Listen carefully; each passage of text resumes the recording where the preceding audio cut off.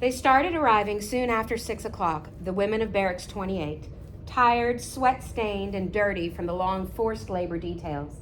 The building, we learned from one of our platform mates, had been designed to hold 400. There were now 1,400 quartered here, with more arriving weekly as concentration camps in Poland, France, Belgium, Austria, as well as Holland were evacuated toward the center of Germany.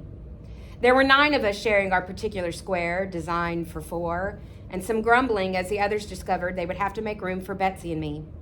8 acrid and overflowing toilets served the entire room.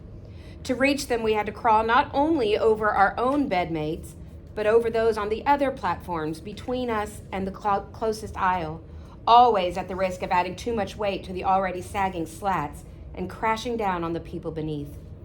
It happened several times that first night. From somewhere in the room would come a splintering sound, a shriek, smothered cries.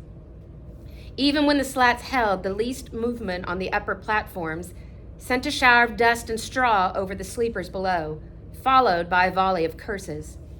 In Barracks 8, most of us had been Dutch. Here, there was not even a common language, and among exhausted, ill-fed people, quarrels erupted constantly.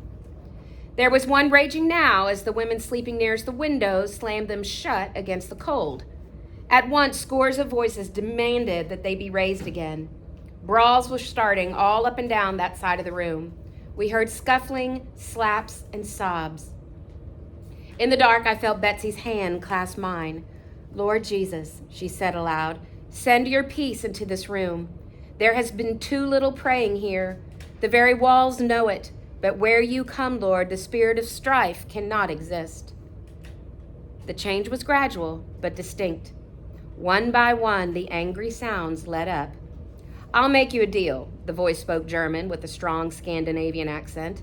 "You can sleep in here where it's warm, and I'll take your place by the window. And add your lice to my own?" But there was a chuckle in the answer. "No, thanks." "I'll tell you what," the third voice said. "We'll open them halfway. That way we'll be only half frozen, and you'll be only half smothered." A ripple of laughter widened around the room at this. I lay back on the sour straw and knew there was one more circumstance for which I could give thanks. Betsy had come to Barracks 28. Roll call came at 4:30 here, as it had in quarantine. A whistle roused us at 4, when without even shaking the straw from clothes and hair, the stampede began for the ration of bread and coffee in the center room. Lastcomers found none. The count was made in the Lagerstrasse, the wide avenue leading to the hospital. There we joined the occupants of other barracks, some 35,000 at that time, stretching out of sight in the pale glow of the street lamps, feet growing numb on the cold cinder ground. After roll call, work crews were called out. For weeks, Betsy and I were assigned to the Siemens factory. This huge complex of mills and railroad terminals was a mile and a half from camp. The Siemens Brigade, several thousand of us, marched out the iron gate beneath the charged wires into a world of trees and grass and horizons. The sun rose as we skirted the little lake. The gold of the late fall fields lifted our hearts.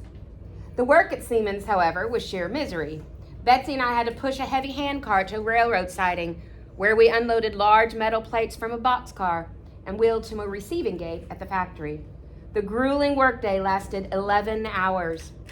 At least at noontime, we were given a boiled potato and some thin soup. Those who worked inside the camp had no midday meal. Returning to camp, we could barely lift our swollen and aching legs.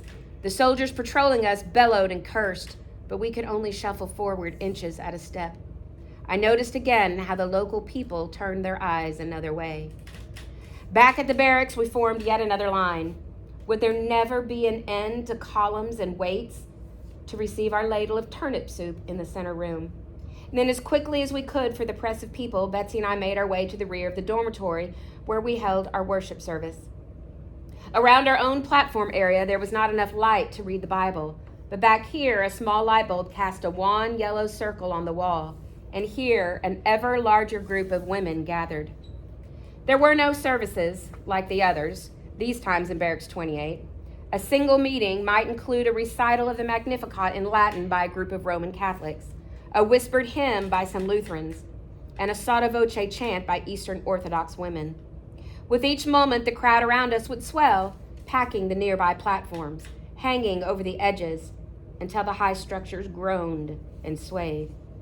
At last, either Betsy and I would open the Bible.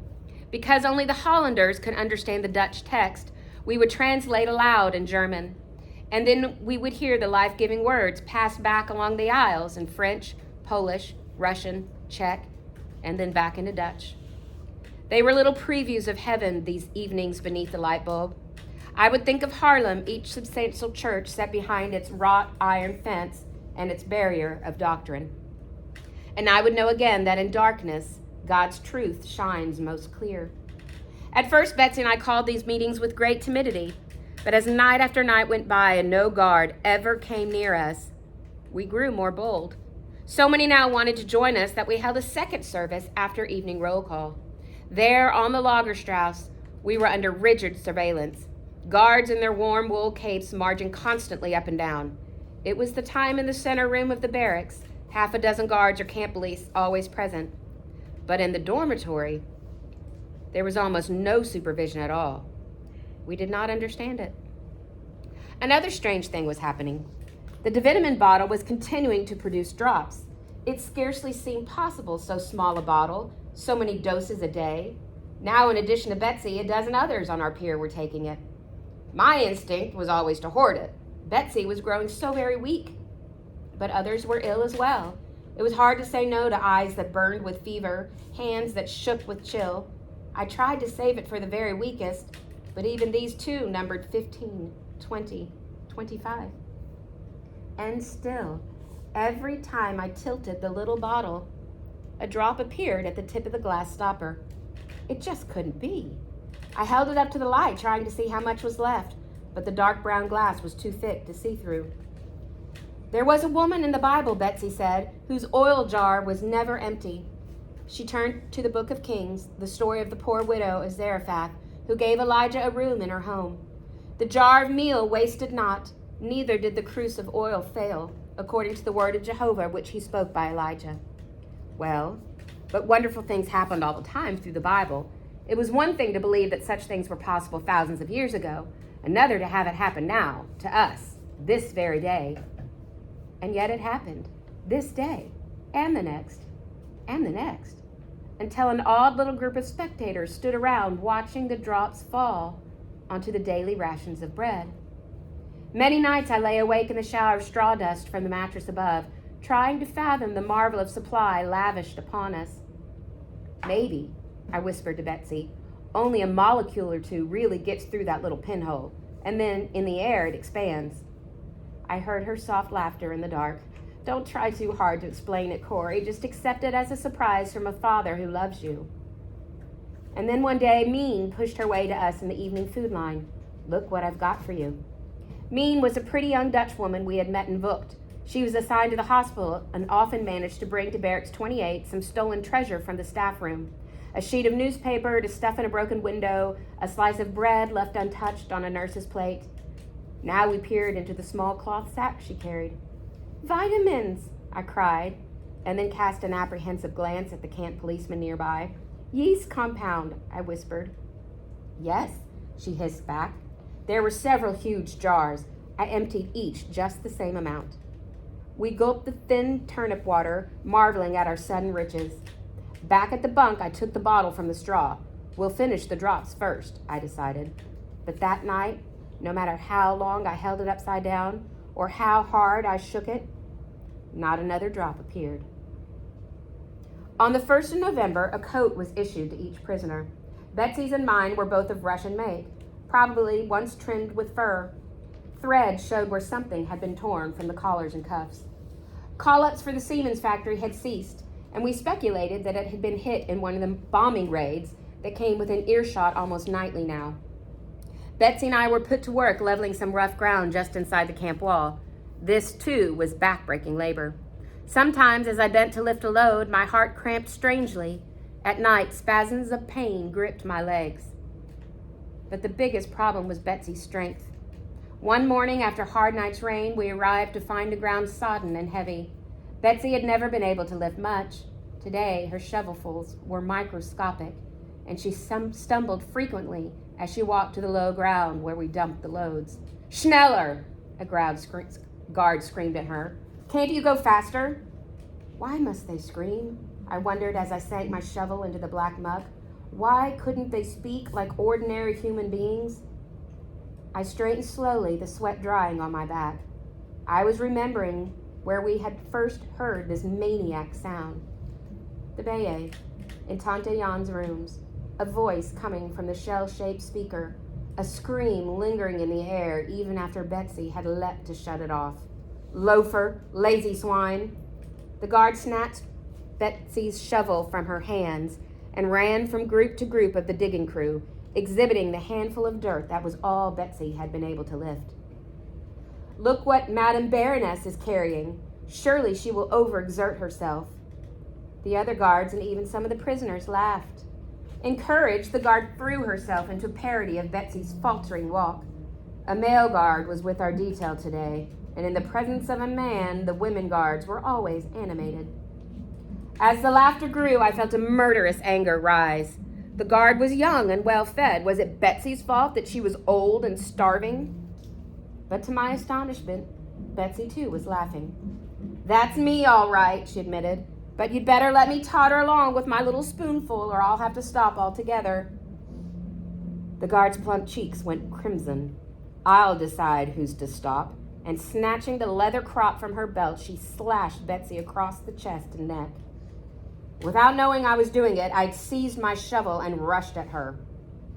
Betsy stepped in front of me before anyone had seen. "Corey," she pleaded, dragging my arm to my side. "Corey, keep working." She tugged the shovel from my hand and dug it into the mud. Contemptuously, the guard tossed Betsy's shovel toward us. I picked it up, still in a daze. A red stain appeared on Betsy's collar. A welt began to swell on her neck. Betsy saw where I was looking and laid a bird-thin hand over the whip mark.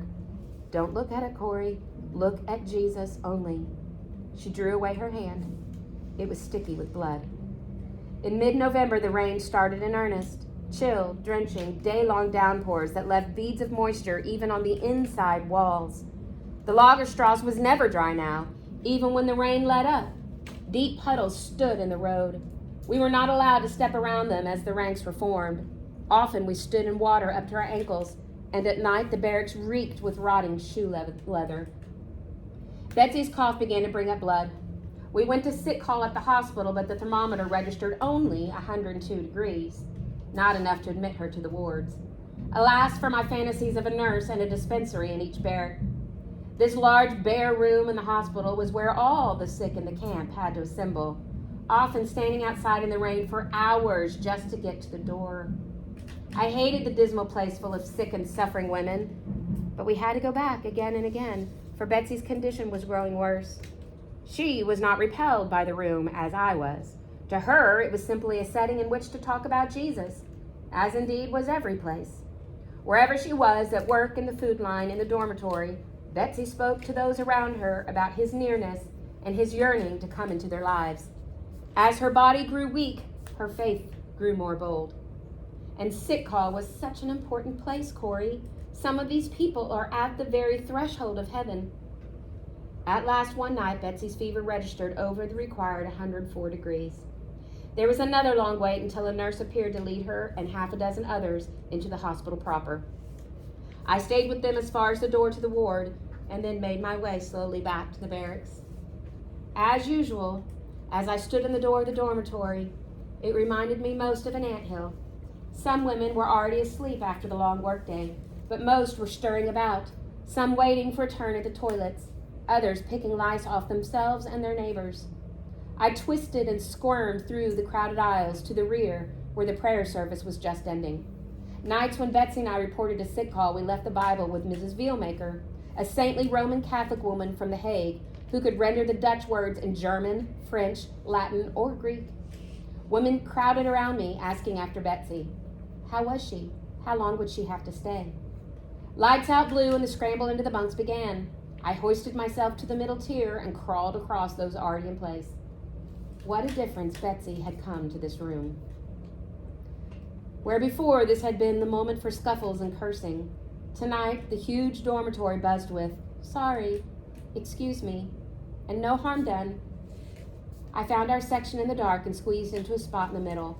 From the doorway, a searchlight swept the room, lingering on blocks where anything stirred. Someone's elbow dug into my back. Another woman's feet were 2 inches away from my face. How was it possible, packed so close, to feel so utterly and miserably alone?